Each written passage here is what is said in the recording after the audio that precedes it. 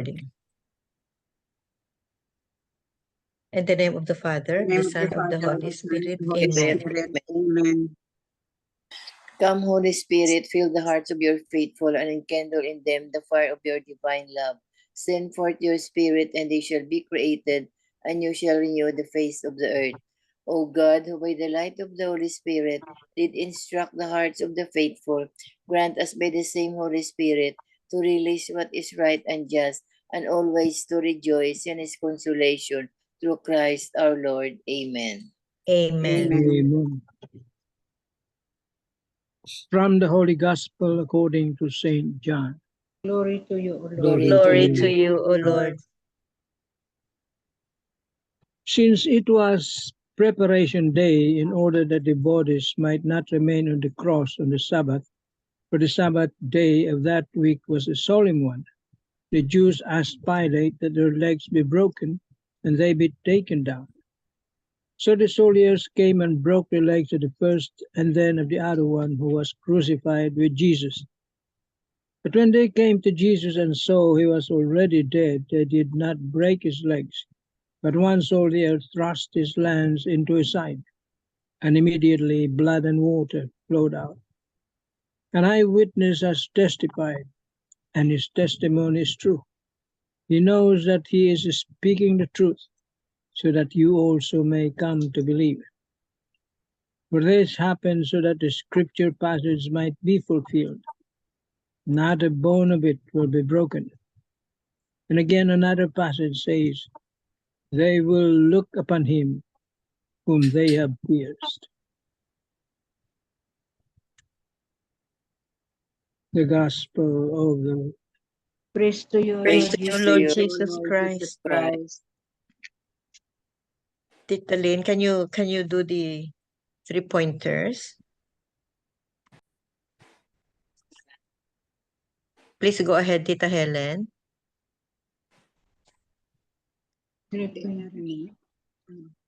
Yes, Tita. 3 pointers taken from the book of St. John, chapter 19, verses 31 to 37. First, in an apparition to St. Margaret Mary, Jesus lamented the fact that his Sacred Heart that has loved us so intensely is not loved in return. The feast of the Sacred Heart of Jesus reminds us of Jesus' intense love for us. Second, by conscious acts of omission to act, we have all failed to return Jesus' love. Let us draw from the wellspring of grace flowing from Jesus' Sacred Heart to live authentic Christian lives. Most Sacred Heart of Jesus, have mercy on us. Amen. Amen. Amen. Thank you very much. So today we celebrate the feast of the Sacred Heart. No, very, very popular and very, very miraculous those who have devotion to the Sacred Heart, would really can testify the prayers answered because of this Sacred Heart of Jesus. So it's every first Friday may mga promises in every first Friday for 9 months, my promise ang Sacred Heart na you will attain eternal life, no. So I want to share to you this 12 promises of the Sacred Heart. I don't want to elaborate the origin of the Sacred Heart kasi alam natin, and most of us here are really devoted to the Sacred Heart, no. So just to refresh ourselves to these 12 incredible promises to those who have a true devotion to His Sacred Heart. Number 1, no, I will give them all the graces necessary in their state of life. Ito. All the graces necessary. Number 2, I will establish peace in their homes. Yun. Number 3, I will comfort them in all their afflictions. Number 4, I will be their secure refuge during life and above all, in death. Number 5, I will bestow abundant blessings upon all their undertakings. Number 6, sinners will find in my heart the source and infinite ocean of mercy. Number 7, lukewarm souls shall become fervent. Number 8, fervent souls shall quickly mount to high perfection. Number 9, I will bless every place in which an image of my heart is exposed and honored. Number 10, I will give to priests the gift of touching the most hardened hearts. The most hardened hearts. Number 11, those who shall promote this devotion shall have their names written in my heart. And number 12, I promise you in the excessive mercy of my heart that my all-powerful love will grant to all those who receive Holy Communion on the first Fridays in 9 consecutive months the grace of final perseverance. They shall not die in my disgrace, nor without receiving their sacraments. My divine heart shall be their safe refuge in this last moment. So beautiful 12 promises of the Sacred Heart, those who pray fervently the Sacred Heart.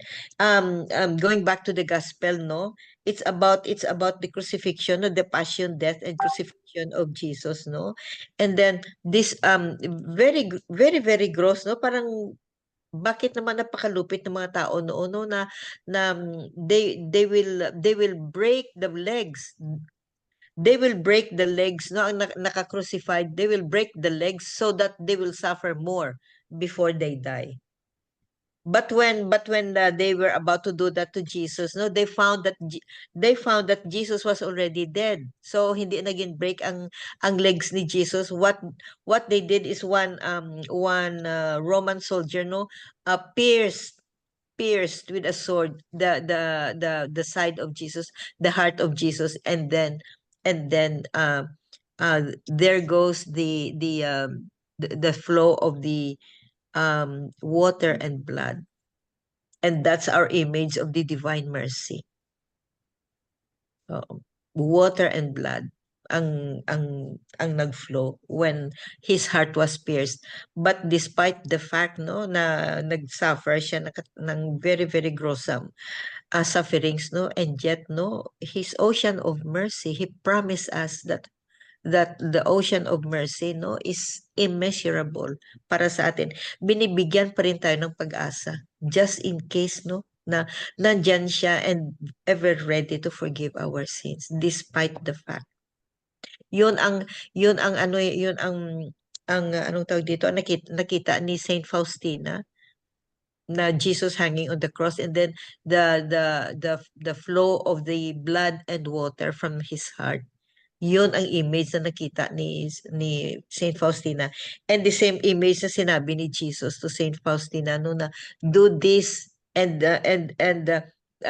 do this and promote the divine mercy. Yun. So they are all connected. So that was during the suffering and crucifixion and death of Jesus Christ, that the ocean of mercy, the blood and water flowed from his heart. So we have two novenas for this, no, two great prayers, no, the ocean of mercy, the divine mercy, and the Sacred Heart of Jesus. And today we are celebrating this feast of the Sacred Heart of Jesus, no.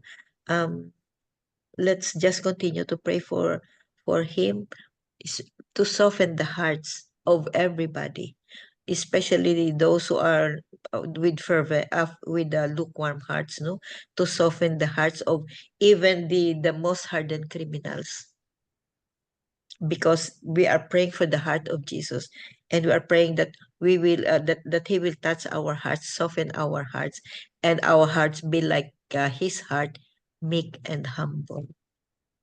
Amen. Amen. Tito Mans or Tita Helen, do you have something? It's okay. Please go ahead, Tita Helen. Okay. One soldier thrust his lance into his side. The brutal act of smashing the legs would be an act of mercy, for it hastened the death of the crucified man who could agonize for a much longer time.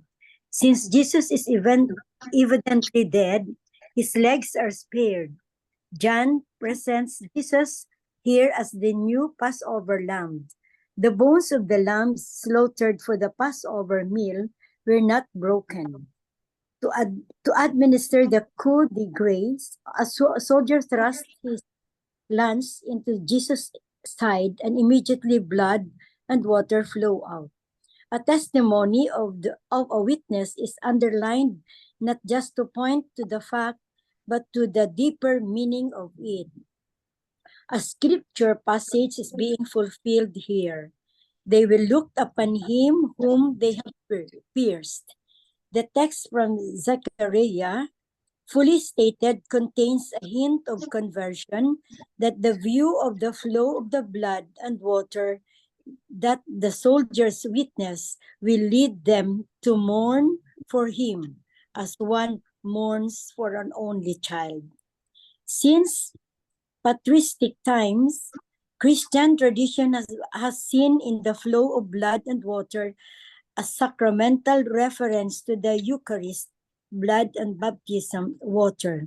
This venerable tradition is carried in the preface of the Mass of the Sacred Heart of Jesus. For raised up high on the cross, he gave himself up for us with a wonderful love and poured out blood and water from his pierced side, the wellspring of the church sacraments, so that, won over to the open heart of the Savior, all might draw water joyfully from the springs of salvation. Amen. Amen. Amen. Oh, thank you very much, Tita Helen. So that you read your reflection from the 365 days, no, is about the death, the passion and death of Jesus while he was on the cross. Gruesome, very, very gruesome death. And yet, no, he gave us as I said before, no, he gave us this ocean of mercy. Parang pinapatawad. Imagine, despite the fact, no, pinapatawad pa rin tayo. So they said, no, now we are, because of us, no, sinners, we were the ones who crucified Jesus, and we are still crucifying him. We are still crucifying him when we commit sins. Yun. When we commit sins, we are still crucifying him. So just look at the man on the cross. Yun palaging sabi ko eh. Mag-meditate ka no ng prayer mo. Just look at that man on the cross who died for us. Siya ro naman na hindi ka matouch, di ba? Yes. Amen. Amen. Tito Mans, do you have something? Well, gospel about Jesus's sacrifice, no? Death on the cross.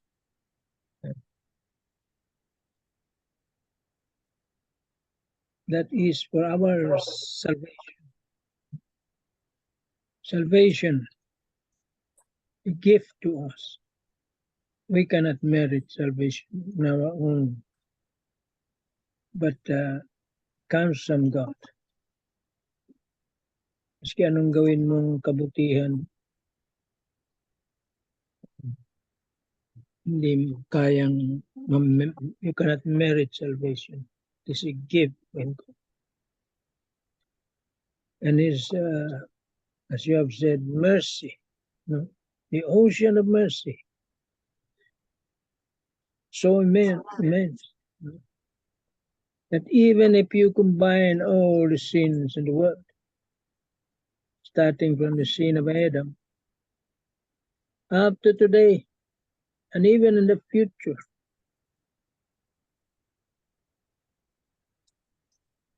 he can still forgive, no? Because of that immense mercy, forgiveness. Pagsama-samahin mo man yung kasalanan ng buong taong naging tao noon pa, kayang patawarin.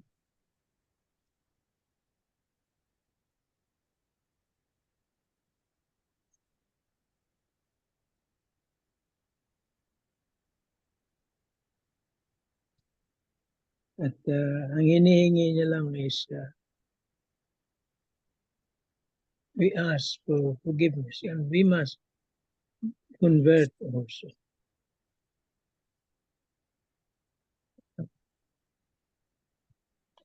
He has conquered, by his death, he has conquered death. He has given us the hope na nawala when na first parents sin, nawala yun. But with his death, there is hope.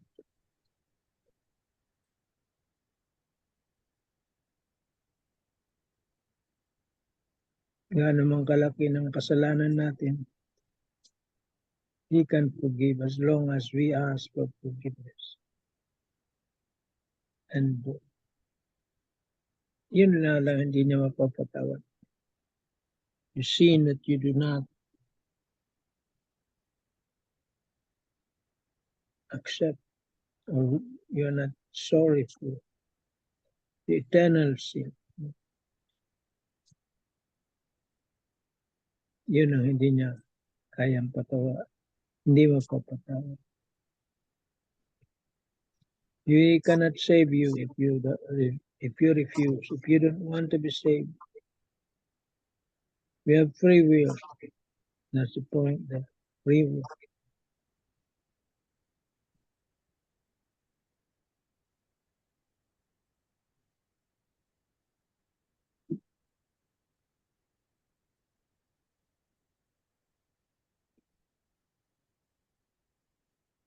Amen.